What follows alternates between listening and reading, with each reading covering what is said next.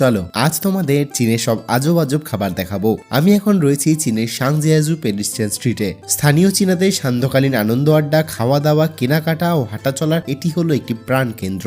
আর এই সাংজিয়াজু পেডিস্ট্রিয়ান স্ট্রিটের একপাশে রয়েছে আজব আজব সব চীনা খাবারের দোকান। প্রথমে চোখে পড়লো একটি ফলের দোকান, যেখানে রং বেরঙের সব ফল কাটা রয়েছে এবং যাতে এতে মশা মাছি না পড়ে সে কারণে সবসময় এর উপর ওয়াটার ভ্যাপার স্প্রে করা হচ্ছে। এই ফলের দোকানের পাশেই রয়েছে একটি ফাস্ট ফুডের দোকান, যেখানে এইরকম পেঁচানো নতুন এক ধরনের খাবার দেখতে পেলাম, যদিও এর নাম আমার ঠিক জানা নেই। এই দোকানেরই আরেক পাশে আবার মুরগির পা বিক্রি করা হচ্ছে। পাশের দোকানে তাকাতেই এখানে দেখি কাঠিতে করে বিভিন্ন রকমের সব সবজি বিক্রি করা হচ্ছে।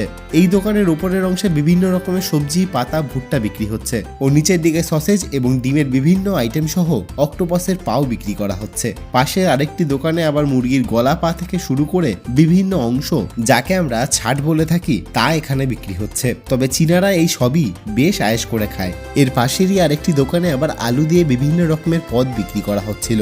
আলু দিয়ে যে এত রকমের ডিশ তৈরি করা সম্ভব তা আগে জানতাম না। এর পাশেরই একটি দোকানে দেখি বড় বড় সাইজের লঙ্কা বিক্রি করা হচ্ছে, আর এগুলি হলো চীনা বেগুন। এরকম লঙ্কা এর আগে কখনো দেখিনি। আপনারা যদি দেখে থাকেন তাহলে কমেন্ট করে অবশ্যই জানাবেন। এই সবজিগুলির পাশে আবার রাখা রয়েছে বিভিন্ন ধরনের শামুক ও ঝিনুকের আইটেম। একই সাথে এই দোকানে বিক্রি করা হচ্ছে গরু ও শূকরের মাংস, তার মধ্যে আবার কালারফুল ডিমও রয়েছে। তার পাশে আবার লিভার বিক্রি করা হচ্ছে। ও হ্যাঁ, তোমাদের তো বলতেই ভুলে গেছি, চীনারা প্রচুর পরিমাণে মাংস খায় এবং তার মধ্যে সব থেকে বেশি খায় শূকর ও গরুর মাংস।